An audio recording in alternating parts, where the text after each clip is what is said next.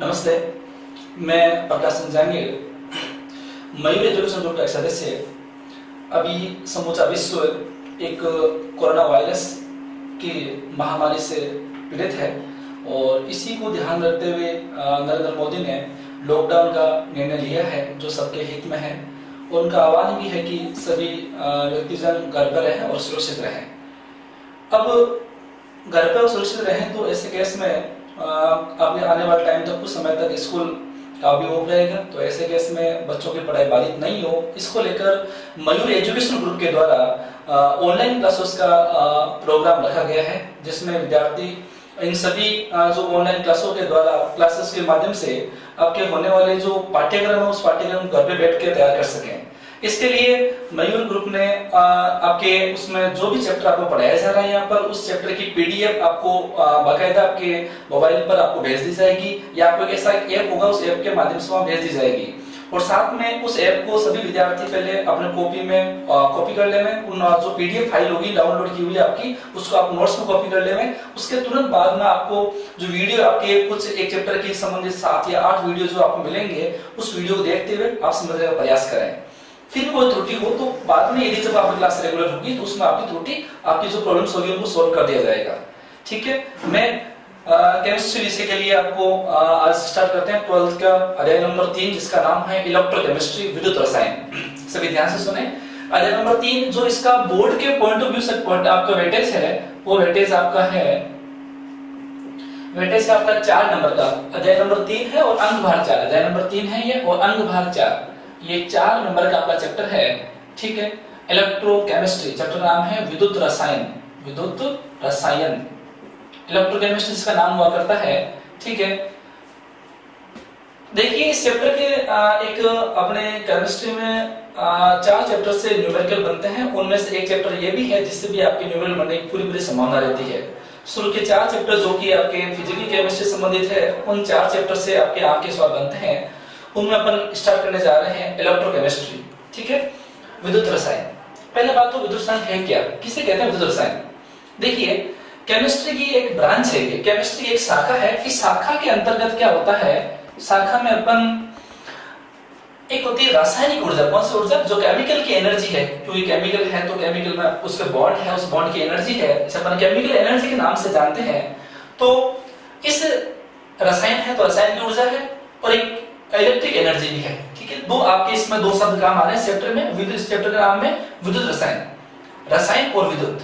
तो केमिस्ट्री की ऐसी ब्रांच जिसके अंतर्गत अपन रासायनिक ऊर्जा का विद्युत ऊर्जा में और विद्युत ऊर्जा का रासायनिक ऊर्जा में परिवर्तन कैसे होता है, इंटरचेंज कैसे होता है उसका अपन अध्ययन करते हैं।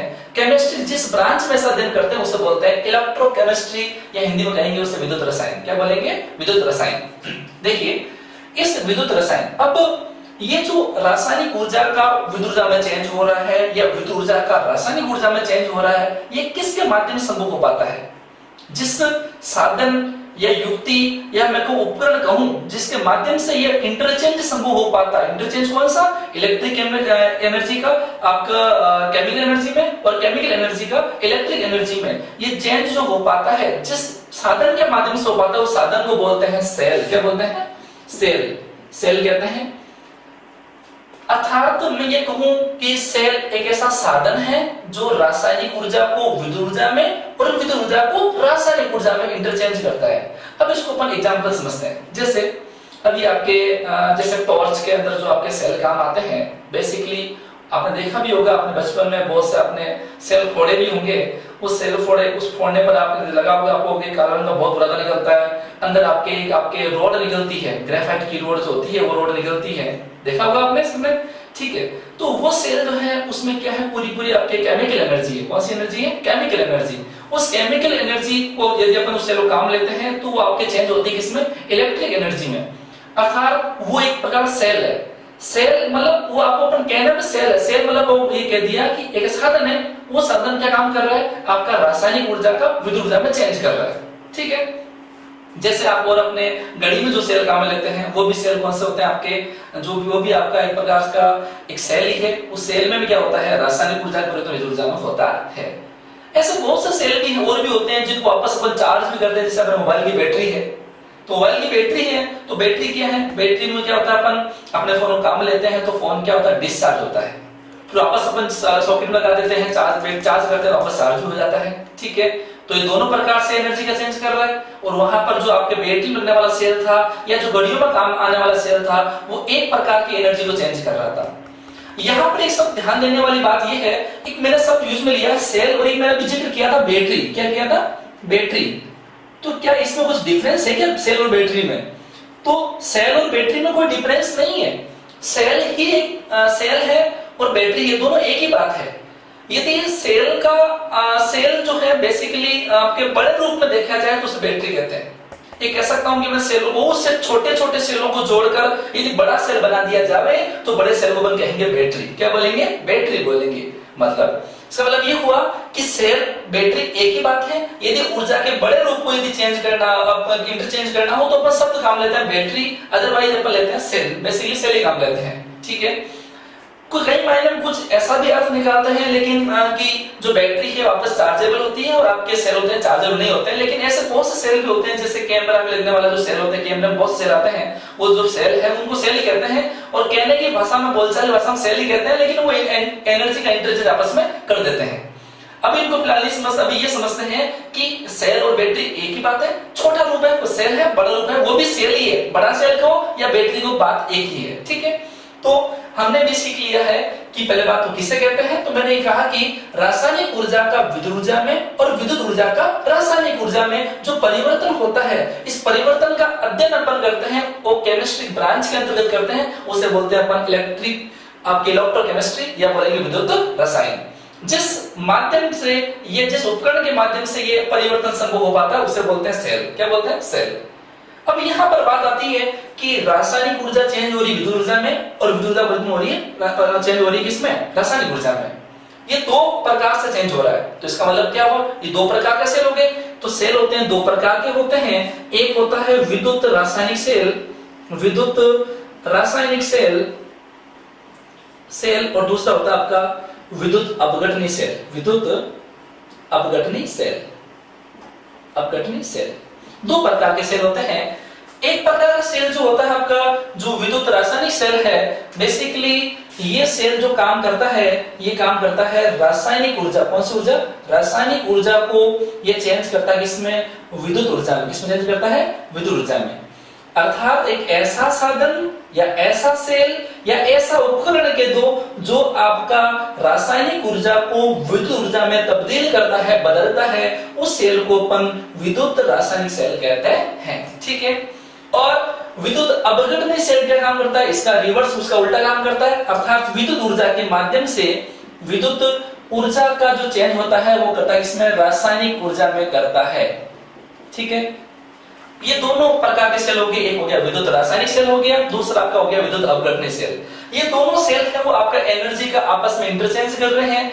एनर्जी का इंटरचेंज कैसे, रासायनिक ऊर्जा का विद्युत ऊर्जा में, और वहां पर वो सेल जो है विद्युत अपघटनी सेल है, वो विद्युत ऊर्जा परिवर्तन किसमें कर रहा है, रासायनिक ऊर्जा में परिवर्तन कर रहा है। ठीक है, एक बात आपको समझ लेनी है कि जो सेल में जब भी आप एक ऊर्जा का दूसरी ऊर्जा में इंटरचेंज होगा, रासायनिक ऊर्जा का विद्युत ऊर्जा में या विद्युत ऊर्जा का रासायनिक ऊर्जा में, इन परिवर्तन होने के लिए आवश्यक शर्त होती है, वह आवश्यक शर्त है इन सेल में रेडॉक्स अभिक्रिया होनी चाहिए। क्या होनी चाहिए, रेडॉक्स अभिक्रिया होनी चाहिए। रेडॉक्स अभिक्रिया जिसका आपने अध्ययन किया होगा अध्याय नंबर 8 में, कक्षा 11 में।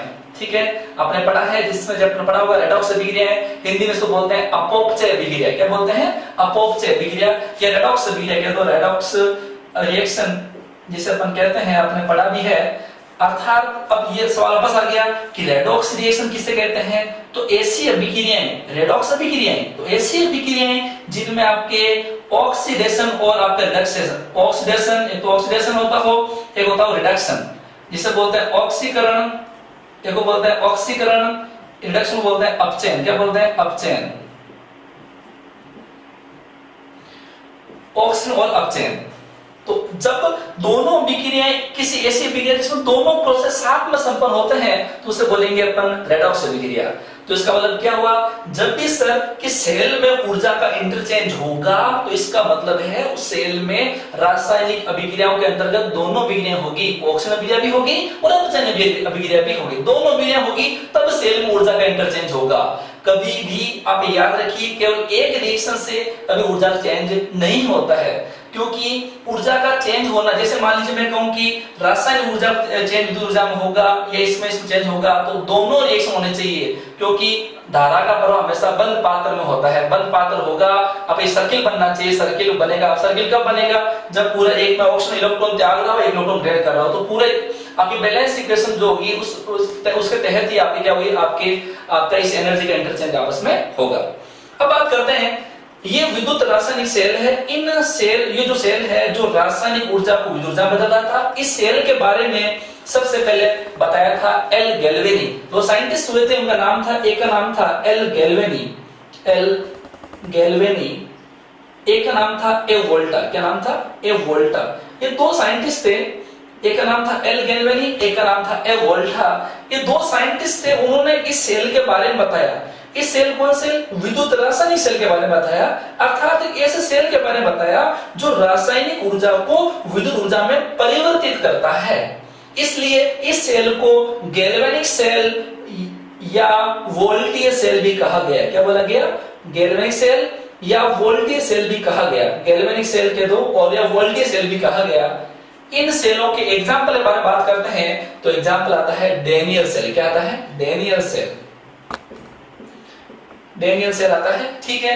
इसका मतलब ये हो गया कि जो गैल्वेनिक सेल कहो, चाहे विद्युत रासायनिक सेल कहो, चाहे वोल्टीय सेल कहो, बात एक ही है। अर्थात ये तीनों एक ही, मतलब साइंटिस्ट के नाम से इनका नाम हो गया, बाकी काम एक ही कर रहे हैं, काम कर रहे हैं ये आपके रासायनिक ऊर्जा को विद्युत ऊर्जा में परिवर्तित कर रहे हैं, ठीक है। रासायनिक ऊर्जा को विद्युत ऊर्जा में परिवर्तित कर रहे हैं, ठीक है। अब बात करते हैं डेनियल सेल के बारे में। किसके बारे में बात करते हैं? डेनियल सेल के बारे में बात करते हैं, ठीक है। तो अब बात करते हैं अपन डेनियल सेल बारे में बात करते हैं। डेनियल सेल, ये डेनियल सेल क्या है? ये डेनियल सेल क्या है, इसके बारे में बात करते हैं। डेनियल सेल जो है, अब देखो, मतलब विद्युत अपघटनीय सेल और विद्युत रासायनिक सेल, एक सेल में दोनों प्रक्रियाएं हो सकती है। प्रक्रिया इन सेंस की मैं कहूंगी, जैसे बैटरी है, अभी मोबाइल की बैटरी है, यदि आपने उस मोबाइल को आपको चार्ज करना है, चार्ज करना मतलब क्या हुआ, आपने विद्युत ऊर्जा दी है उस बैटरी को, तो विद्युत ऊर्जा दी है, विद्युत ऊर्जा चेंज किसमें होगा? रासायनिक ऊर्जा में चेंज होगा। इसका मतलब वो सेल किस रूप में काम कर रहा है? विद्युत अपघटनीय सेल के रूप में काम कर रहा है। तो आपने चार्ज कर ली बैटरी को, अब बैटरी को अब वापस काम में ले रहे हो, आप काम में ले रहे हो, जैसे कि इसमें क्या होगा, आपकी जो इलेक्ट्रिक एनर्जी है, इलेक्ट्रिक एनर्जी जो आपकी जो पहले तो आपके चार्ज लगाया, तो वैसे केस में क्या हुआ, इलेक्ट्रिक एनर्जी केमिकल एनर्जी में चेंज हो गई। अब वापस वो काम में लोगे, काम में लोगे तो अंदर जो उसकी केमिकल एनर्जी है वो किसमें चेंज होगी? आपके इलेक्ट्रिक एनर्जी में चेंज होगी। अर्थात रासायनिक ऊर्जा परिवर्तन किसमें होगा? विद्युत ऊर्जा में होगा। तो ऐसे केस में किस रूप में काम करेगा वो? विद्युत रासायनिक सेल के रूप में काम करेगा। जब चार्ज लगाओगे तो आपके किस रूप में काम करेगा? विद्युत अपघटनीय सेल के रूप में। जब काम में लोगे तो वो काम करेगा विद्युत रासायनिक सेल के रूप में कार्य करेगा, ठीक है। तो विद्युत रासायनिक सेल के बारे में अपन चर्चा कर रहे थे, उसमें मैंने बताया कि आपके एक जो सेल आता है उसका नाम है डेनियल सेल। क्या है? Daniel cell. अब डेनियल सेल से किस तरह अपने समझेंगे, समझते आप इस बात का जरूर ध्यान रखें कि डेनियल सेल एक प्रकार का विद्युत रासायनिक सेल है, अर्थात ये रासायनिक ऊर्जा को किस तरह विद्युत ऊर्जा में परिवर्तित करता है उसके बारे में देखते हैं। देखिए सभी, देखिए, और आपके दिमाग में बात और जरूर रहे कि सेल में रेडॉक्स ऊर्जा जरूर संपन्न होगी, रेडॉक्स ऊर्जा होगी तभी यह प्रोसेस आपका संभव हो पाता है, ठीक है। देखिए इसके लिए क्या होता है, तो अलग अलग पात्र प्रयुक्त होते हैं। दो अलग पात्र लेते हैं अपन। एक पात्र में क्या होता है कि जिंक धातु की छड़ होती है, ठीक है। अन्य पात्र में आपके कॉपर धातु की छड़ होती है। ये आपके है जिंक धातु की छड़ है, जिंक धातु की छड़ है, ठीक है। और ये आपके कॉपर धातु की, तांबे की दो कॉपर धातु की छड़ है, ठीक है। इन दोनों को एक चालक तार की सहायता से वोल्टमीटर से जोड़ते थे। किससे जोड़ते हैं? ये आपका चालक तार है, चालक तार जिसमें धारा प्रश्न हो पाता है, और यहाँ पर ये है वोल्टमीटर। क्या है? वोल्टमीटर है, ठीक है। और यहाँ पर इस जिसमें आपके जिंक धातु की छड़ है, इस जिस पात्र में है उस पात्र में अपन एक विलयन डाल देते हैं। वो विलयन किसका है? जिंक सल्फेट का। किसका है? जिंक सल्फेट का। ZnSO4 का 1 मोलर सांद्रता का विलयन है। और इसके अंदर है आपका कॉपर सल्फेट का CuSO4, कॉपर सल्फेट का, जिसे हम बोलते हैं नीला तोता। क्या बोलते हैं? नीला तोता भी कहते हैं इसको। ये कॉपर सल्फेट है। इस कॉपर सल्फेट का भी 1 मोलर सांद्रता का विलयन है, 1 मोलर सांद्रता का सॉल्यूशन है। विलयन ले लिया आपने यहाँ पर, ठीक है।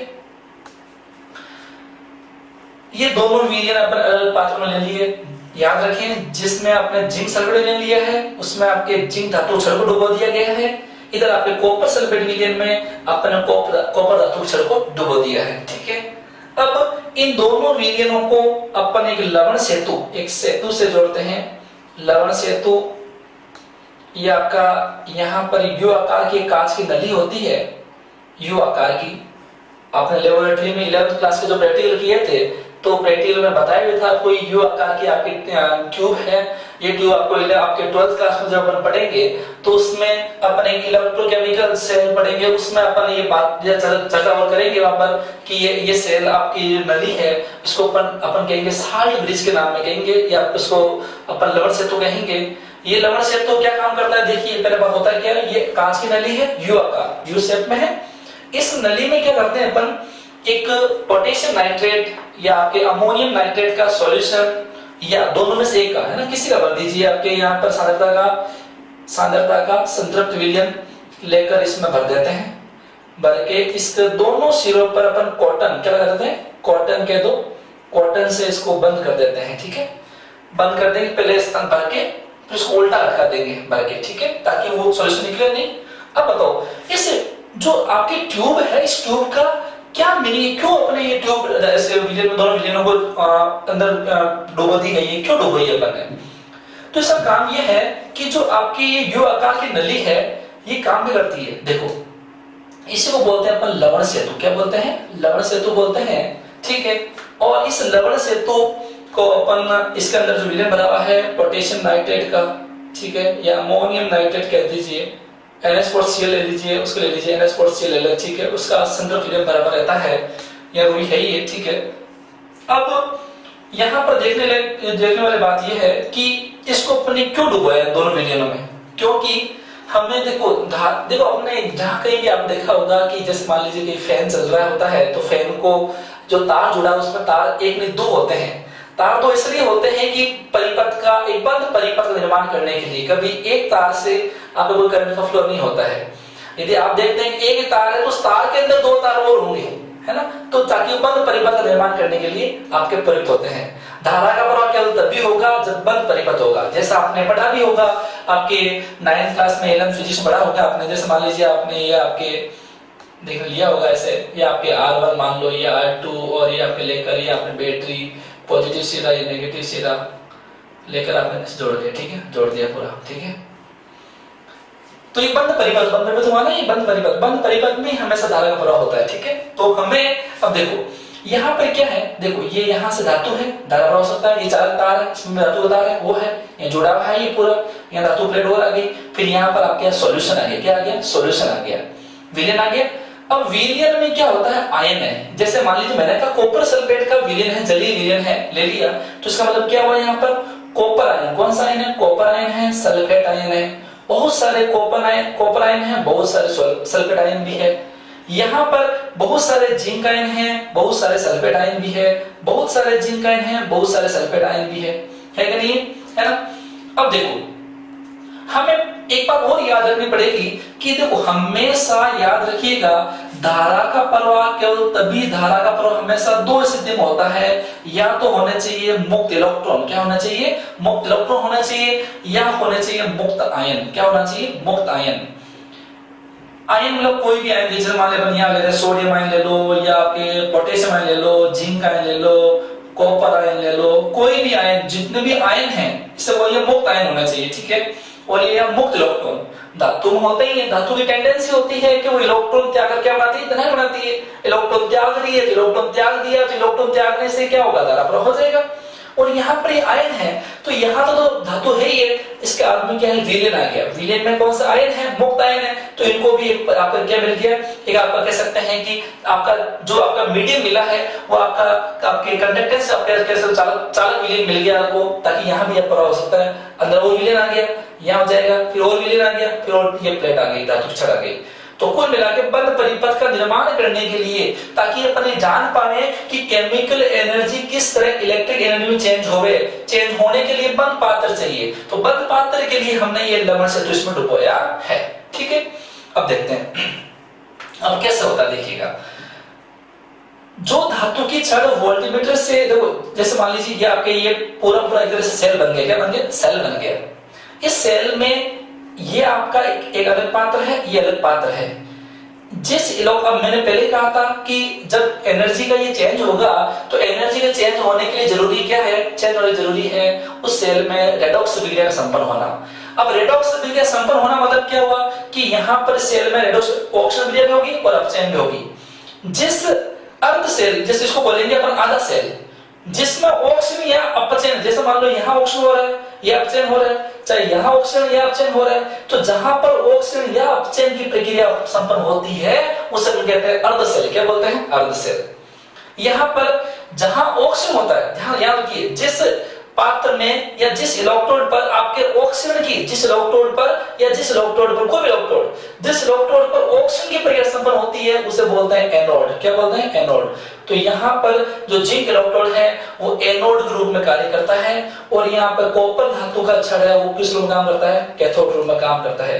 यहाँ एक सवाल अपने बीच में आया, उपस्थित हो गया, दिमाग में आ गया, सर ये एनोड रूप में क्यों हुआ और ये कैथोड रूप में क्यों हुआ। ठीक है, देखिएगा पहले समझते हैं, ये एनोड रूप में और ये कैथोड रूप में।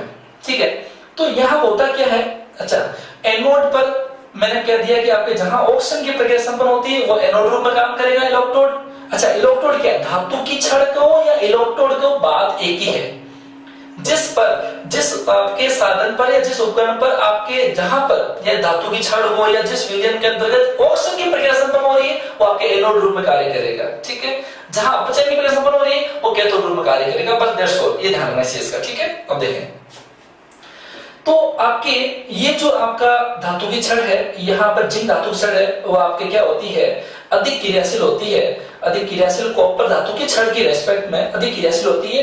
तो अधिक क्रियाशील धातु विशेषता होती है कि वो इलेक्ट्रॉन त्याग देती है, आसानी से इलेक्ट्रॉन त्याग देती है। धातु ये भी धातु है लेकिन ये अधिक क्रियाशील है, तो अधिक क्रियाशील इलेक्ट्रॉन त्याग देगी। तो अपन एनोड पर क्या रिएक्शन देखेंगे, ये एनोड पर अपन देखेंगे कि एनोड पर क्या हो रहा है। एनोड पर ये जिंक धातु की छड़ है, वो क्या होगा, ये जिंक आयन के रूप में और दो इलेक्ट्रॉन मुक्त हो जाएंगे और ये आपके जिंक आयन बदल जाएगा। दो इलेक्ट्रॉन मुक्त हो गए और यहाँ पर वो अभिक्रिया कौन सी हुई, ऑक्सीकरण। कौन सी हुई, ऑक्सीकरण अभिक्रिया संपन्न हुई है। ठीक है, ठीक है। अब इसका मतलब क्या हुआ कि यहाँ पर जो जिंक धातु छड़ पिघली है तो जिंक आयन विलयन में आ गए। ये जिंक आयन बहुत से हो गए विलयन में आ गए, ये जिंक आयन बहुत सारे विलयन में आगे छड़ पिघलेगी तो आयन आएंगे। अब इलेक्ट्रॉन अंदर आएंगे नहीं, इलेक्ट्रॉन कहाँ रहेंगे, छड़ पर रहेंगे। तो छड़ पर रहने से, ध्यान सुनिए मेरी बात को, यहाँ छड़ पर, इस छड़ पर इलेक्ट्रॉन रहने से ये प्लेट बन जाती है नेगेटिव। कैसे बन जाती है, नेगेटिव बन जाती है। अब ये नेगेटिव बन जाएगी। ठीक है, देखो इलेक्ट्रॉन त्याग दिया, इलेक्ट्रॉन त्यागने से ये आपके जिंक आयन यहाँ आ गए और इलेक्ट्रॉन यहाँ आ गए। अब ये इलेक्ट्रॉन जो नेगेटिव हुए वो इलेक्ट्रॉन इधर जा रहे हैं, इलेक्ट्रॉन इधर से जाएंगे, किधर से जाएंगे, एनोड से कैथोड की ओर। इलेक्ट्रॉन जाएंगे एनोड से कैथोड की ओर गति करेंगे। ठीक है, अब ये इधर से इधर गए तो ऐसे केस में क्या होगा, ये छड़ नेगेटिव हो जाएगी, ये छड़ नेगेटिव हुई तो अब ये इधर के जितने भी धनायन हैं वो आपके कहाँ आएंगे, इस कैथोड जो आपके कॉपर की छड़ है इस छड़ की ओर आपके एकत्रित होने लगेंगे। क्यों, क्योंकि अपन जानते हैं opposite charge always have attraction nature. क्योंकि जो असमान आवेश है, यहाँ पर ये इलेक्ट्रॉन यहाँ आने से यहाँ पर ऋणावेश हो गया, ऋणावेश हो गई, छड़ ऋणावेश हो गई। तो ऐसे केस में ये इलेक्ट्रॉन यहाँ पर आ गए तो ये धनायन जो है इसको ऊपर क्या होंगे, आकर्षित होंगे। आकर्षित होने से या कैथोड पर क्या रिएक्शन होगी, कैथोड पर होगा क्या होगा, कैथोड पर ये जो कॉपर आयन है वो इलेक्ट्रॉन ग्रहण कर लेंगे। इलेक्ट्रॉन ग्रहण करने से ये कॉपर में चेंज हो जाएगा। इलेक्ट्रॉन ग्रहण करना होता है अपचयन। क्या होता है, अपचयन। तो यहाँ पर ये देखने वाली बात है, जहां पर ऑक्सीजन की क्रिया संपन्न हुई है उस अर्ध सेल पर, उस अर्ध सेल के रूप में ये भी अर्ध सेल है, जहां ऑक्सीजन की क्रिया संपन्न हुई है वो एनोड रूप में, जहां अपचयन की प्रक्रिया संपन्न हुई है वो कैथोड रूप में कार्य कर रहा है। अर्थात ये अर्ध सेल और ये अर्ध सेल, ये दोनों सेल को जोड़ देना तो हो जाएगा संपूर्ण सेल। क्या हो जाएगा? संपूर्ण सेल। संपूर्ण सेल दोनों को जोड़ लेते हैं तो इस साइड लेफ्ट साइड का और राइट साइड की दोनों को जोड़ के साइड में लिख देते हैं। तो यहाँ पर जिंक है plus copper ion plus 2 electron से क्या हुआ? Zinc ion plus 2 electron plus copper. 2 electron से 2 इलेक्ट्रॉन कैंसिल हो गए तो यहाँ पर zinc plus copper 2 plus ion से क्या होगा? Zinc 2 plus ion plus copper. ये आपका संपूर्ण सेल की क्रिया हो गई। सर आपने पहले बात करी थी कि सर संपूर्ण सेल में आपका रेडॉक्स क्रिया होनी चाहिए, तो देखो ये रेडॉक्स क्रिया है, यहाँ जिंक से जिंक आयन हो रहा है और कॉपर आयन से कॉपर हो रहा है। जिंक से जिंक आयन मतलब यहाँ जिंक ऑक्सीजन 0 है या जिंक +2 है।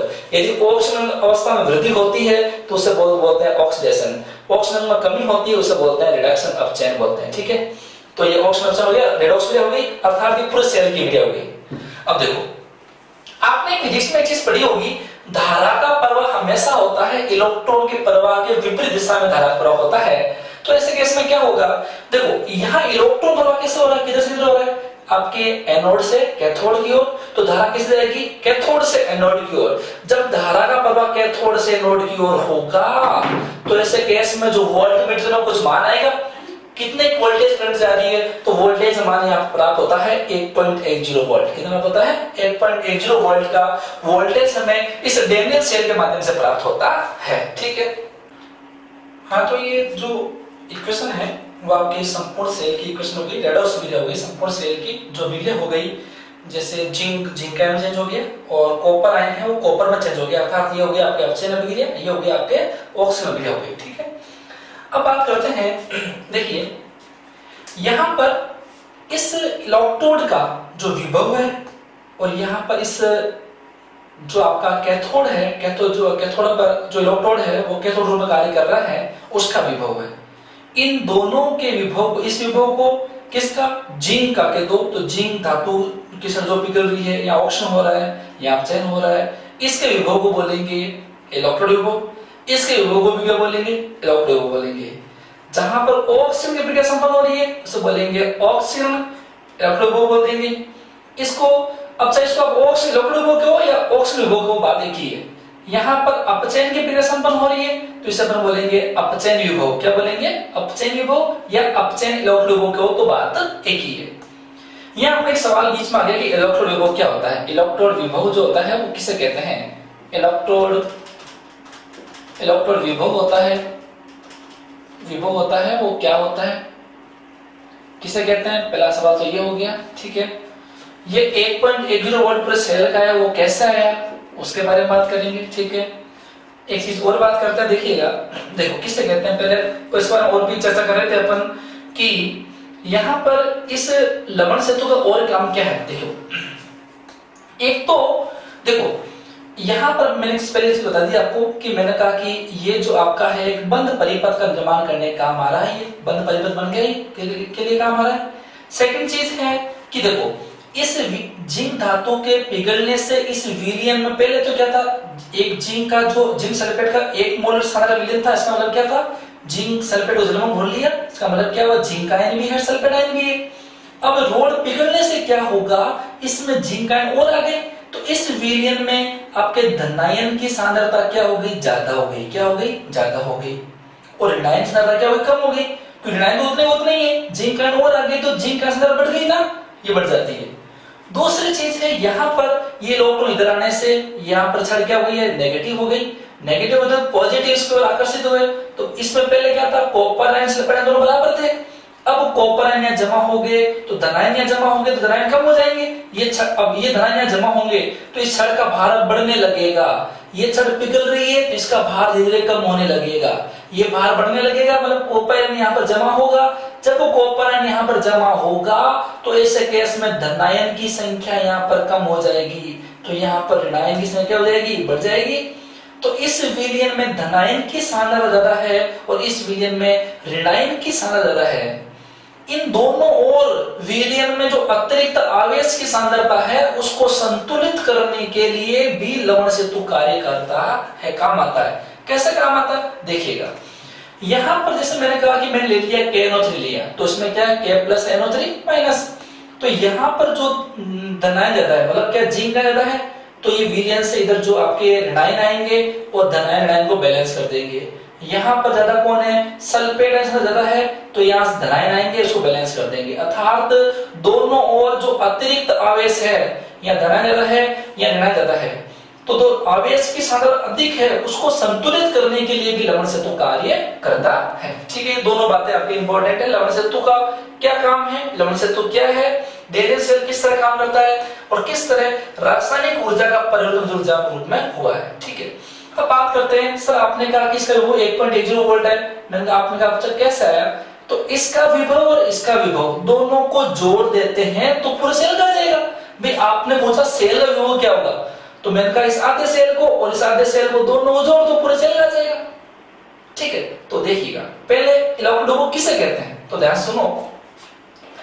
जब किसी धातु की छड़ को, जैसे मैंने आपके ये पात्र लिया है, इसमें मैंने धातु की छड़ ले ली, ये मेटल ले लिया, ठीक है, ये जुड़ा हुआ, ठीक है, ये धातु की छड़ है और ये आपकी विलयन है। इस विलयन में जैसे मैं धातु मान बोल दिया m है, तो अंदर कौन सा है m, n प्लस n दे दूं, n का मान कुछ भी हो सकता है m। अब ये छड़ पिघलेगी, तो ऐसे केस में यहाँ धनायन बढ़ जाएगी। यदि ये यहाँ पर ये धनायन यहाँ जुड़ेंगे तो ऐसे केस में यहाँ पर अपचयन हो जाएगा, ये पिघलेगी तो ऑक्सीजन हो जाएगा। ठीक है, अच्छा इसका मतलब क्या है, ये धातु है, आवेश 0 है, धातु पर यह धनावेश है, तो ऐसा केस में क्या हुआ, दोनों के बीच में एक विभवांतर उत्पन्न होता है। क्या उत्पन्न होता है, विभवांतर उत्पन्न होता है। उस विभवांतर को बोलते हैं इलेक्ट्रोड विभव। क्या बोलते हैं, इलेक्ट्रोड विभव कहते हैं।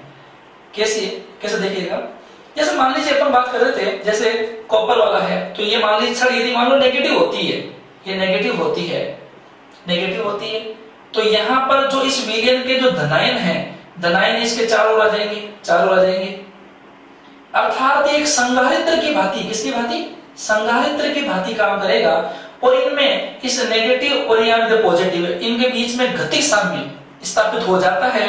इस इन दोनों नेगेटिव आवेश और यहाँ पर धनावेश, नेगेटिव पॉजिटिव में जो विभवांतर उत्पन्न होगा, विभव अंतर होगा, उसे बोलेंगे अपन इलेक्ट्रोड विभव। क्या बोलेंगे, इलेक्ट्रोड विभव बोलेंगे। ठीक है, तो ये इलेक्ट्रोड विभव हो गया किसका, जिंक का, ये हो गया किसका, कॉपर का। तो परिभाषा कैसे करेंगे, जब किसी धातु की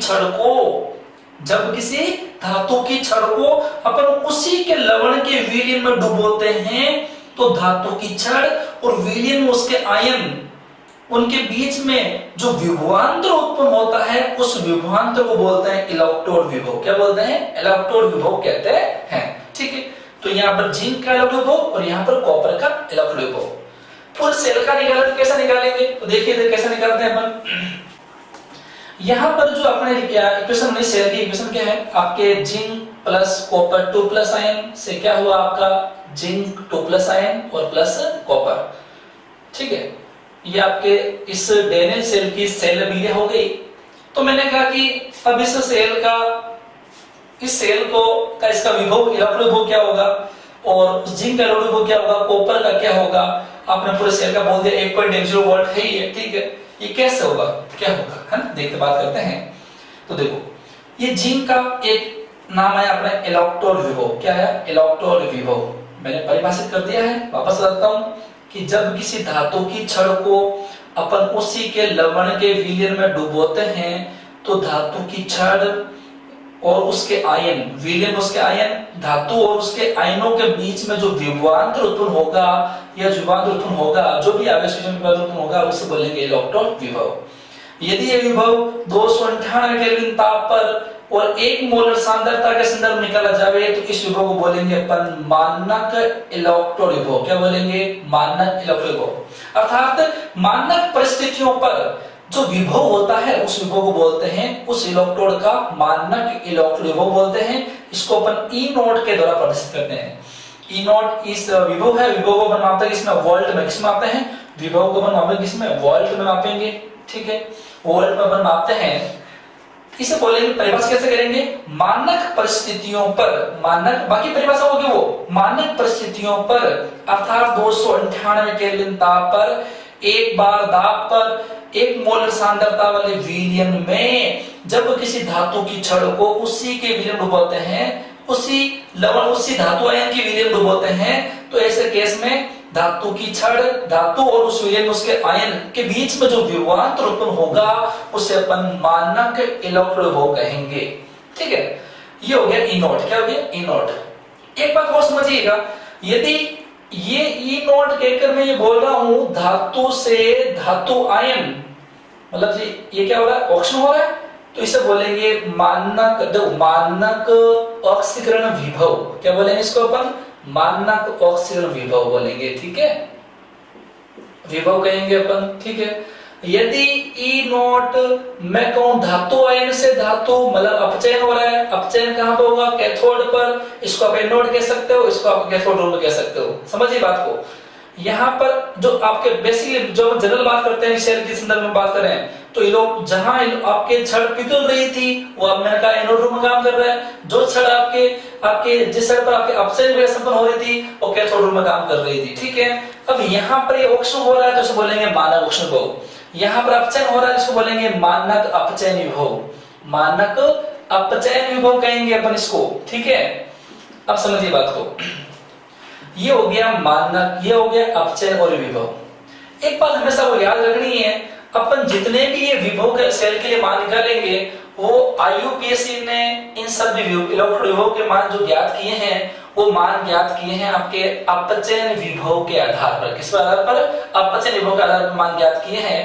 और एक बात याद रखिए, किसी भी एक इलेक्ट्रोड का, किसी भी, जैसे मान लो मैं कहूं कि किसी भी, जैसे जिंक के लिए कह रहा हूं, तो किसी भी एक इलेक्ट्रोड का मानक ऑक्सीजन विभव या मानक अपचयन विभव, इन दोनों के मान हमेशा बराबर होते हैं, हमेशा मान बराबर होंगे। फिर कह रहा हूं, ध्यान सुनिएगा बात को, कि कोई भी इलेक्ट्रोड है उस इलेक्ट्रोड का मानक ऑक्सीजन विभव और मानक अपचयन विभव दोनों के मान हमेशा बराबर होते हैं, केवल अंतर होता है चिन्ह का। किसका अंतर होता है, केवल चिन्ह का अंतर होता है। इसका मतलब क्या हुआ, मतलब ये हुआ कि ई नोट धातु से धातु आयन बराबर होगा ई नोट, जैसे यहां ध्यान सुनिएगा, ई नोट धातु आयन से धातु, यहाँ पर ऑक्सीजन और यहाँ पर अपचयन, दोनों के मान बराबर है, केवल चिन्ह का अंतर होता है, केवल चिन्ह का अंतर होता है।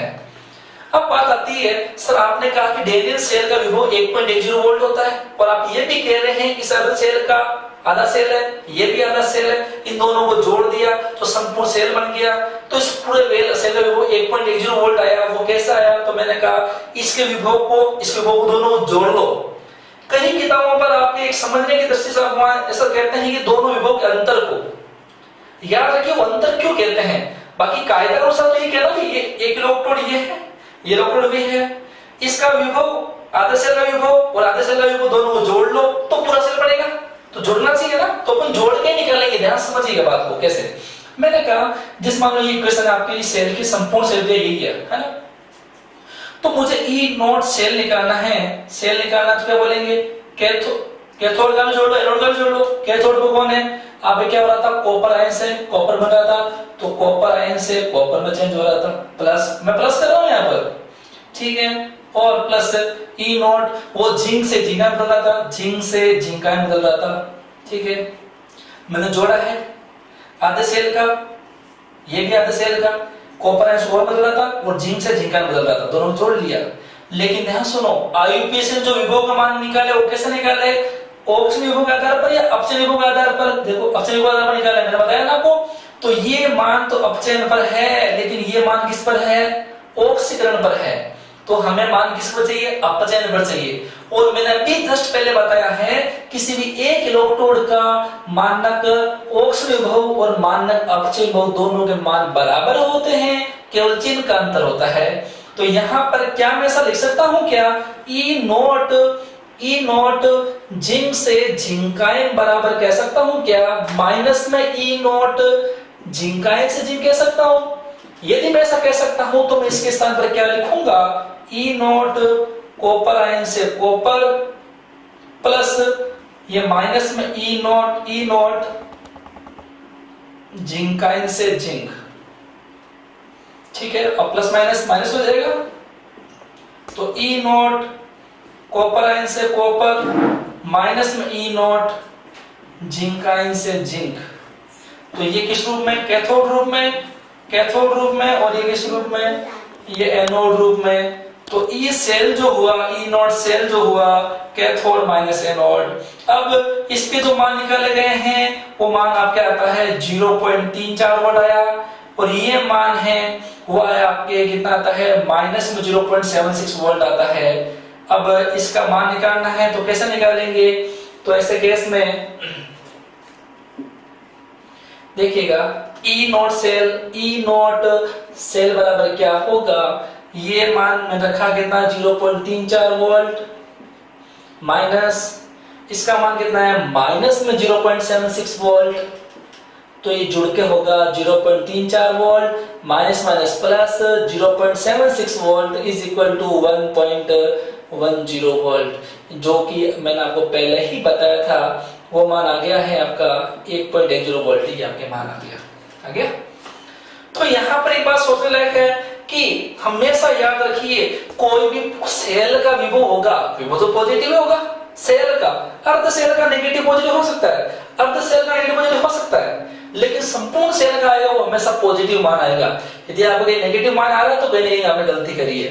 मैं फिर कह रहा हूं, अर्ध सेल का या किसी एक इलेक्ट्रॉन विभव होता है, वो नेगेटिव पॉजिटिव कुछ भी हो सकता है, लेकिन संपूर्ण सेल का विभव आएगा हमेशा पॉजिटिव ही आएगा, क्योंकि एनर्जी बन रही है ना, एनर्जी तो पॉजिटिव होगी, तो पॉजिटिव रूप में होगी, कितने वोल्टेज बनी, माइनस 15 वोल्ट थोड़ी होगा, पॉजिटिव वोल्टेज तो प्लस से होगा, कम हो सकता है, जीरो हो सकता है, और बढ़ के मान आएगा। नेगेटिव इन सेंस कि एक पूरे सेल का विभव होगा वो नेगेटिव ही हो सकता, क्योंकि ऑक्सीजन ऑक्सीजन एक आधे इलेक्ट्रोड का नेगेटिव पॉजिटिव हो सकता है, इसका भी हो सकता है, लेकिन पूरे का जुड़ के आएगा तो पूरा मान पॉजिटिव ही आना चाहिए, कि वोल्टेज होगी वो इतना हो सकता है, ठीक है। तो यहाँ जो वोल्टेज वो अपना 1.10 वोल्ट प्राप्त होता है, ठीक है। ये पूरा आपका डेल्टा सेल कंप्लीट हुआ है। अब डेल्टा सेल में एक चीज और है, अपन इसका एक सेल डायग्राम होता है, सेल डायग्राम अपन देख लेते हैं कैसे करते हैं, उसको ड्रॉ करने का तरीका है। ये सभी के जो आपको वीडियो बता रहा हूं, सबके जो नोट्स है आपको पीडीएफ के रूप में आपको अवेलेबल करा दिए जाएंगे। अब उनको पीडीएफ रूप में मिलेंगे, उसको आपके कॉपी कर लेना है, बाकी समझने की चीज आप समझ लीजिए, ठीक है। अब बात करते हैं सेल आरेख कैसे प्रदर्शित करते हैं। इस सेल को मैं सेल आरेख को प्रदर्शित कर रहा हूं, ध्यान समझिए कैसे प्रदर्शित करते हैं और क्या होता है। देखिएगा, सेल आरेख को प्रदर्शित करने के नियम है। नियम क्या है देखिएगा, देखो यहाँ पर पहले बात तो ये सेल विक्रिया है, इसमें यहाँ पर हो रहा है ऑक्सीकरण हो रहा है, ठीक है, और यहाँ पर हो रहा है आपका अपचयन, क्या हो रहा है, अपचयन हो रहा है, ठीक है। अच्छा, सेल आरेख को प्रदर्शित करने का तरीका है, एक शब्द है लोन, LOAN, यह होता है लेफ्ट, लेफ्ट होता है बायां, लेफ्ट है, लेफ्ट होता है बायां, लेफ्ट। वो होता है ऑक्सीडेशन, मतलब ऑक्सीकरण। ये होता है एनोड, क्या होता है एनोड, एन होता है नेगेटिव, नेगेटिव, ठीक है। इसको आप ध्यान रखेंगे तो आपको थोड़ा आसान हो जाएगा, ट्रिक है ये, आपको समझ लेनी है कैसे अपन ज्ञात करें, किसको किस तरह डिफाइन प्रदर्शित करें। कि सबसे पहले लेफ्ट में उसको लिखेंगे जिसका ऑक्सीजन हो रहा है, और हमेशा याद रखिए ऑक्सीजन में, ऑक्सीजन कहां पर होता है, एनोड पर। एनोड जहां जिस इलेक्ट्रोड पर ऑक्सीजन में संपन्न होती है उसे एनोड को, एनोड को उपयोग नहीं है। एनोड जहां ऑक्सीजन की प्रक्रिया संपन्न हो रही है उसको एनोड कहेंगे। कहने शब्दावली में है कि जहां ऑक्सीजन प्रक्रिया संपन्न हो रही है वो एनोड रूप में, जहां अपचयन प्रक्रिया संपन्न हो रही है वो कैथोड रूप में, ठीक है। तो लेफ्ट में उसको रिप्रेजेंट करेंगे जहां पर आपके ऑक्सीडेशन की प्रक्रिया संपन्न हो रही है, और ये प्रक्रिया कहां होती है, एनोड में, क्या होती है, एनोड में होती है। तो ऐसे केस में क्या होगा, तो सबसे पहले प्रदर्शित करने के लिए एक खड़ी लाइन को प्रदर्शित करते हैं, जो भी अर्ध इस सेल में एनोड पर प्रथम कौन सा हो रहा है, जिंक से जिंक बन रहा है, तो इसको प्रदर्शित करने के लिए खड़ी लाइन खींचेंगे, तो जिंक से ये जिंकाइन हो गया, ठीक है। परिवर्तन हो रहा था, खड़ी लाइन खींच दी, ठीक है। अब आधा सेल हो गया, अब आधे सेल के बाद में लवण से, तो अब पता है ये आधे सेल, आधा सेल था, यहाँ पर ये वोल्ट मीटर था, और ये आपके, और ये आपके धातु शक्ति, ठीक है, आधे सेल कर दिया। अब दोनों में जोड़ने वाला कौन है, लवण सेतु, कौन है, लवण सेतु। लवण सेतु को प्रदर्शित करने के लिए दो सीधी खड़ी लाइनें खींचते हैं, खींच दी अपन ने, ठीक है। फिर यहाँ पर क्या है, कॉपर आयन है, वो कॉपर में चेंज हो रहा है, ठीक है। कॉपर आयन कॉपर में चेंज हो रहा है। लेफ्ट में ऑक्सीजन वाला लिख दिया, तो राइट में ऑक्सीजन वाला लिख दिया, ठीक है। ओ मतलब ऑक्सीडेशन, ऑक्सीजन हो रहा है, जिंक से जिंक आयन बन रहा है, ऑक्सीजन हो रहा है। एनोड पर हो रहा है, ठीक है। इसका विभव होगा नेगेटिव आएगा, कैसा आएगा? नेगेटिव आएगा। नेगेटिव इन सेंस की इसका विभव आएगा कितना है? माइनस में 0.76 वोल्ट आया। कितना आया? माइनस में 0.76 वोल्ट आया, ठीक है। अब सुनिएगा, यहां पर देखिए मैंने कहा कि इस सबसे पहले दोनों अर्ध शेल बीडिया को अलग करते हैं, कर लिया। इसके दूसरी बात ये है कि इस परिवर्तन को प्रदर्शित करने के लिए खड़ी लाइन, सीधी खड़ी लाइन खींचते हैं, कर दिया अपन ने। फिर इन दोनों अर्ध शेलों को जोड़ने के लिए लवण सेतु प्रयोग करते हैं, और लवण सेतु को प्रदर्शित करने के लिए आपने दो सीधी खड़ी लाइन प्रयोग करते हैं। तीसरी बात, इनके जो आपके माध्यम क्या है, ये आपके किस रूप में? सॉलिड रूप में, तो लिख दो सॉलिड। ये किस रूप में? जलीय माध्यम में लिख दो एक्वस, AQ एक्वस।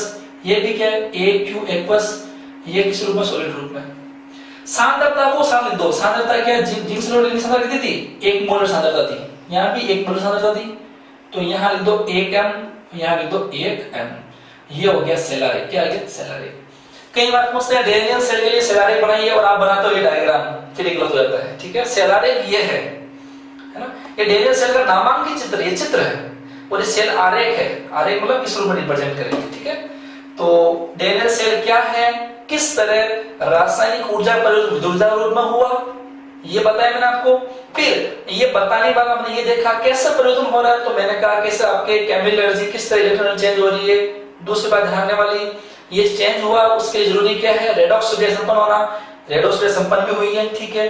अगली बात है इसका विभव कितना है पूरा सेल का? 1.10 वोल्ट। किसका? सेल का। पूरे सेल का विभव 1.10 वोल्ट आया। इस आधे सेल का कितना है? इस विभव क्या बोलेंगे? इलेक्ट्रॉन विभव। इसको क्या बोलेंगे? इलेक्ट्रॉन विभव बोलेंगे। इस पूरे क्या बोलेंगे? सेल विभव बोलेंगे। इसका विभव नेगेटिव पॉजिटिव कुछ भी हो सकता है, इसका विभव भी नेगेटिव पॉजिटिव कुछ भी हो सकता है। अब इसका विभव जो होगा वो आपका नेगेटिव पॉजिटिव दोनों हो सकता है, ठीक है। लेकिन दोनों एक ही, अभी इसी की बात कर रहा हूं। इसका ऑक्सीजन विभव या इसका अपचयन विभव दोनों के मान बराबर होंगे, केवल चिन्ह का अंतर होगा। इसका भी ऑक्सीजन विभव या अपचयन विभव दोनों के मान बराबर होंगे, लेकिन चिन्ह का अंतर होगा। इसका भी बराबर नहीं होगा। हमेशा एक इलेक्ट्रोड के ऑक्सीजन अपचयन विभव मान बराबर हो सकते हैं, होंगे, अलग अलग के नहीं होंगे, ठीक है ना। अब जो अपने विभव का मान निकाला पूरे सेल का, दोनों को जोड़ लिया। लेकिन आईयूपीएसी ने जितने भी इलेक्ट्रोड विभव का मान निकाले हैं वो आपके उन्होंने निकाले हैं वो आपके अपचयन विभव के आधार पर निकाले हैं, कि अपचयन के आधार पर, चूंकि एक में अपने ऑक्सीजन एक अपचयन हो रहा है, तो जिसमें ऑक्सीजन है उसका अपचयन में चेंज कर दो तो चिन्ह बदल जाएगा। इसलिए अपन निकाला तो 1.10 वोल्ट अपने प्राप्त हुआ था, ठीक है। अब वापस प्रश्न खड़ा हुआ, अपने ये सवाल आ गया कि सब जो अपने इसका जैसा अपने 0.34 वोल्ट का और ये मान कहां से आया, ये मान कहां से आया, तो इनका मान निकालने के लिए हमें देखिएगा एक इनके ये क्या है? इलेक्ट्रॉन विभव है। इनके मान कैसे निकाले हैं? तो इनके मान निकालने के लिए पहले बात समझने लायक है कि आपको कैसे देखो कैसे निकाल देंगे मान, समझिए बात को। इनको पहले मैं रब कर देता हूं, ठीक है। बाद में अपन देखिएगा, जैसे मैंने कहा कि जो जिंक का है E0, जिंक से ये जिंकाइन से जिंक का जो मान आया वो आपके आया था माइनस में 0.76 वोल्ट आया है, और E0 कॉपर आयन से कॉपर आया है उसका मान प्लस में 0.34 वोल्ट आया है। ये मान कैसे आए उनके लिए ये मतलब ये क्या है? क्या ये है? इलेक्ट्रोड विभव। इलेक्ट्रोड विभव मानक कौन सा है? मानक इलेक्ट्रोड विभव है। ये मान कैसे है? ये मान आए कैसे? तो अब इनका मान ज्ञात करने के लिए हमें एक अन्य इलेक्ट्रोड की आवश्यकता महसूस हुई, क्योंकि एक इलेक्ट्रोड में तो केवल ऑक्सीजन होता है या अपचयन होगा, और हम जानते हैं कि उसमें क्या होनी चाहिए? रेडॉक्स क्रिया होनी चाहिए, तो जिसके दोनों प्रवृत्ति होनी चाहिए, ऑक्सीजन भी हो सकता है अपचयन भी हो सकता है, दोनों। तो ऐसे केस में यहाँ तो केवल आधा सेल ही बनाए, तो ये जब हम कॉपर का निकालेंगे तो कॉपर का आधा सेल ही है, तो हमें अन्य इलेक्ट्रोड और चाहिए जिसको अपन लवण सेतु से जोड़कर वोल्ट मीटर जोड़ने में, और हमें ये पता अब इसकी हेल्प से इसका मान निकालने में, तो एक अन्य इलेक्ट्रोड आवश्यकता महसूस होगी ना। तो इस अन्य इलेक्ट्रोड को बोला गया संदर्भ हाइड्रोजन इलेक्ट्रोड। क्या बोला गया? संदर्भ हाइड्रोजन इलेक्ट्रोड, जिसे बहुत बुक्स में आपके मानक हाइड्रोजन इलेक्ट्रोड भी कहते हैं, स्टैंडर्ड हाइड्रोजन इलेक्ट्रोड भी कहते हैं। इसको शॉर्ट में बोलते हैं SHE। क्या बोलते हैं? SHE। तो SHE क्या है? तो SHE एक इलेक्ट्रोड है जिसकी हेल्प से, जिसकी सहायता से हम अन्य किसी इलेक्ट्रोड का इलेक्ट्रोड को ज्ञात कर सकते हैं। हमें, क्योंकि इस एक इलेक्ट्रोड में या तो ऑक्सीजन होगा या ऑक्सीजन होगा, तो हमें अन्य इलेक्ट्रोड लेना ही पड़ेगा। यदि इसमें ऑक्सीजन हो रहा है तो उसमें ऑक्सीजन होगा, यदि इसमें ऑक्सीजन हो रहा है उसमें ऑक्सीजन होगा, और दोनों जोड़ देंगे युग्म मान आएगा। अब इसका मान कैसे निकालेंगे? तो हम इस SHE का मान स्वेच्छा से 0 मान लिया गया। क्या मान लिया गया? 0 मान लिया गया। मानक परिस्थितियों पर संदर्भ हाइड्रोजन इलेक्ट्रोड होता है, उसका विभव का मान कितना होता है? 0। कितना होता है? 0 मान लिया। 0.0 वोल्ट कह दूं मैं, ये वोल्ट इसका माना गया। ठीक। अब देखो इसका 0 होगा, इसका, अब देखो ये मैंने क्या किया, जैसे जिंक लिया, ध्यान समझिए बात को। ये SHE है क्या, पहले वो देख लेते हैं। इसमें इसका रेखा चित्र कैसा क्या होता है? ये एक पात्र होता है, इस पात्र में आपके नली होती है, यू आकार ऐसे कांच की नली होती है, चौड़े मुंह वाले नीचे से ये, ठीक है। और यहाँ पर एक प्लेटिनम का वायर होता है, ठीक है। ये पीटी की प्लेट है, ठीक है। और यहाँ से अपन शुद्ध हाइड्रोजन गैस को अपन प्रवाहित करते हैं, ठीक है। गैस को प्रवाहित कर रहे हैं यहाँ पर, ठीक है।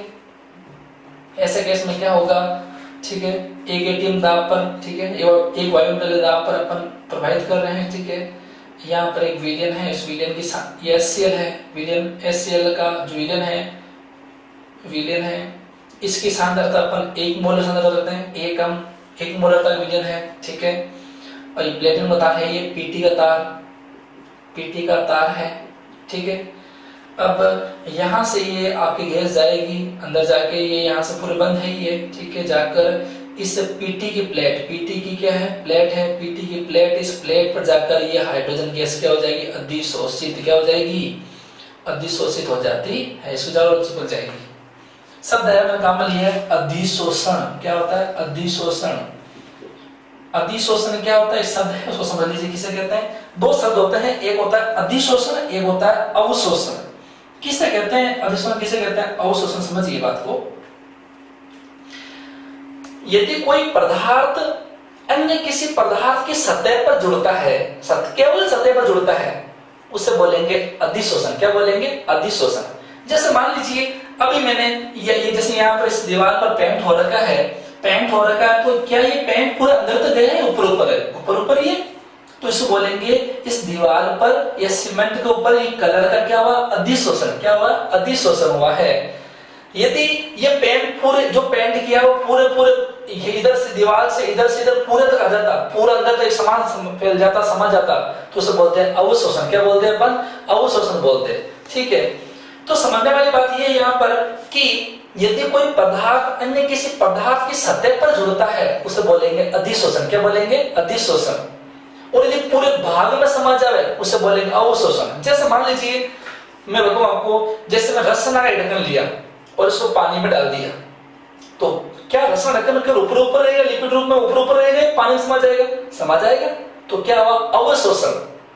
सूर्य का प्रकाश से यदि एक बाल्टी में पानी रखा हुआ है, उसके अंदर प्रवेश किया, तो उस सूर्य प्रकाश का उस जल में क्या होता है? अवशोषण। पूरे भाग में अंदर से समा जाएगा, अवशोषण है, ठीक है। जैसे यहाँ पर अब देखो, यहाँ मैं कह रहा हूँ हाइड्रोजन गैस जो आ रही है वो प्लेटिनम की प्लेट के ऊपर आकर जुड़ जाएगी, अधिशोषित हो जाएगी। मतलब क्या हुआ? अधिशोषण। क्या हुआ? अधिशोषण, ठीक है। अब देखो यहाँ विलयन में कौन सा? HCl का विलयन है, तो यहाँ पर कौन है? H+ आयन भी है, Cl आयन भी है, H+ आयन भी है, Cl आयन बहुत साइन है, ठीक है।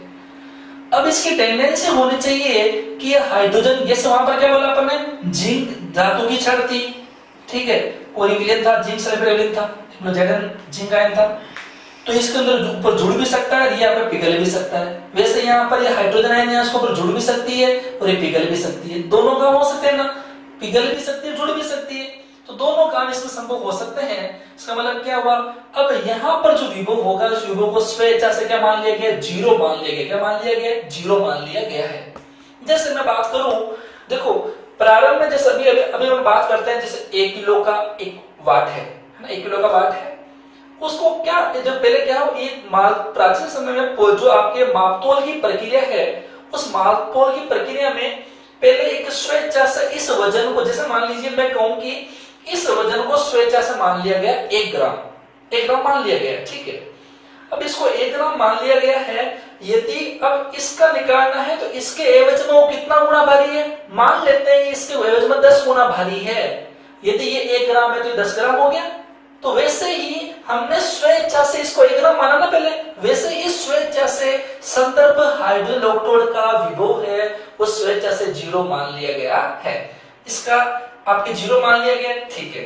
अब इसका 0 मान लिया। अब ध्यान सुनना मेरी बात को कि अब हम क्या कर रहे हैं, यहाँ पर बारी बारी से जैसे मान लो जिंक का निकाल रहे हैं, ठीक है।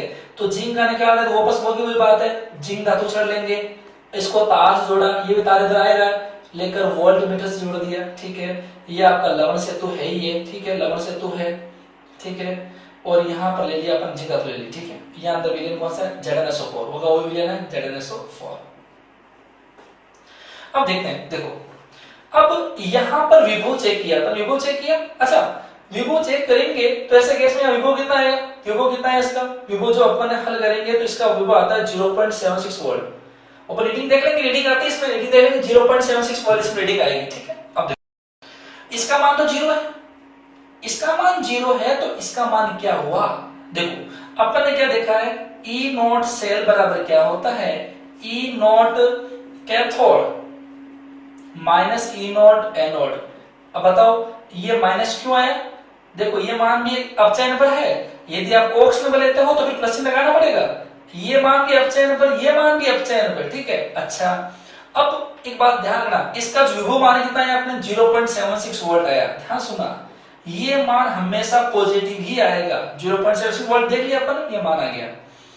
अब ये क्या है, ये क्या है, ध्यान सुनना, यहां पर SH है जो आपका काम करता है कैथोड रूप में, किस रूप में काम करता है, कैथोड रूप में। पहला बात क्यों करता है, तो अपने पास कैसे करता है समझने वाली बात है। अच्छा आप एक चीज तो जानते ही हैं कि धारा का जो प्रवाह होता है, धारा का जो प्रवाह होता है वो कैसे होता है, आपके इलेक्ट्रॉन के प्रवाह के विपरीत दिशा में बहती है, सही बात है, ठीक है। इलेक्ट्रॉन के प्रवाह हो रहा है उसके विपरीत दिशा में धारा आएगी, तो इसका मतलब ये हुआ कि अच्छा हमारे पास में एक उपकरण है जिसका नाम हुआ करता है गैल्वेनोमीटर। गैल्वेनोमीटर नाम है, फिजिक्स में आपका एप्रेंटिस पढ़ा होता है, आप उसे चेक करेंगे बाकायदा सेल बना के आप देखें लैब में, तो आपको दिखा बताऊंगा मैं आपको कि जो आपका डेनियल सेल है उसमें आपने जैसे वहां पर है ना, जैसे डेनियल सेल में आपने कैसे आपके बता दिया मैंने आपको, ये एनोड रूप में कैथोड रूप काम करेगा, क्या है क्या नहीं है। अब ऐसे चीज से लेकर अपन देखेंगे ना, तो ऐसे केस में अपन गैल्वेनोमीटर लगाएंगे, गैल्वेनोमीटर धारा कितनी बह रही है वो नहीं बताता है, गैल्वेनोमीटर केवल और केवल धारा की दिशा बताता है, धारा दिशा किस ओर जाएगी। बाकी सब में जो एक अपरेटस में जैसे वोल्टमीटर है उसकी सुई हमेशा यहाँ होती है, ऐसा होती है, यहाँ से ऐसे चलती है, वो अमीटर की ऐसे चलती है, लेकिन गैल्वेनोमीटर की सुई होती है बीच में होती है, क्या होती है, बीच में होती है, बीच में होती है। मतलब क्या हुआ कि धारा इधर जा रही है तो सुई इधर मुड़ जाएगी, धारा इधर जा रही है तो इधर मुड़ जाएगी। जैसे मान लो बताओ मेरे को कि जैसे मान लीजिए इसमें ऐसा है, ऐसे चली गई, ये ऐसा सुई आई हुई है, ऐसे से मान लो ये पूरी ऐसा आई हुई है, यहां से ऐसा आ गई, तो मतलब धारा इधर से इधर जा रही है, धारा इधर से इधर जा रही है, ठीक है। ये सुई इधर हो गई, धारा इधर से इधर जा रही है। मैंने बाकायदा इस सेल में भी मैंने यहाँ टच किया, गैल्वेनोमीटर टच किया, तो टच करूंगा तो ऐसे केस में क्या होगा, यहाँ पर जो धारा का प्रवाह, किसका प्रवाह, धारा का जो प्रवाह होगा हमेशा यहाँ पर आपके धारा प्रवाह होगा वो आपके होता है किसमें, यहाँ पर कौन SH है, क्या है, SH है। तो धारा का प्रवाह आपके होता है इधर से इधर, धारा इधर से जाएगी तो यहाँ से इलेक्ट्रॉन इधर से जाएंगे, इलेक्ट्रॉन इधर से इधर जाएंगे, तो ऐसे रूप में ये किस रूप में काम करेगा, एनोड रूप में काम करेगा, और ये किस रूप में काम करेगा, कैथोड रूप में काम करेगा। तो यहाँ पर ये SH कैथोड रूप में काम किया, SH E नॉट SH, अब ये माइनस, ये आपका E नॉट, यहाँ भी क्या है E नॉट, कौन सा है आपका, ये जैसे अपन ने कह दिया ये जिंक वाला है तो जिंक आयन से जिंक हो गया, अपचयन निकालना, अपचयन ले लिया, ठीक है।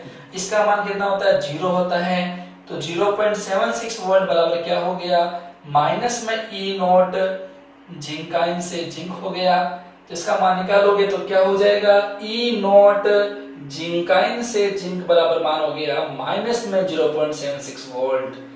तो आपको एक बात ध्यान समझ गए कि गैल्वेनोमीटर, कौन सा, गैल्वेनोमीटर की सहायता से हमें देखना है धारा की दिशा जो भी है, दिशा जो भी आ रही है, धारा की दिशा के विपरीत दिशा में क्या होता है, धारा दिशा जो भी है उसके विपरीत दिशा में, धारा दिशा इधर आ रही है तो इलेक्ट्रॉन प्रवाह दिशा इधर होगी, इलेक्ट्रॉन के प्रवाह, इलेक्ट्रॉन का जो प्रवाह होगा वो इसके विपरीत दिशा में होगा।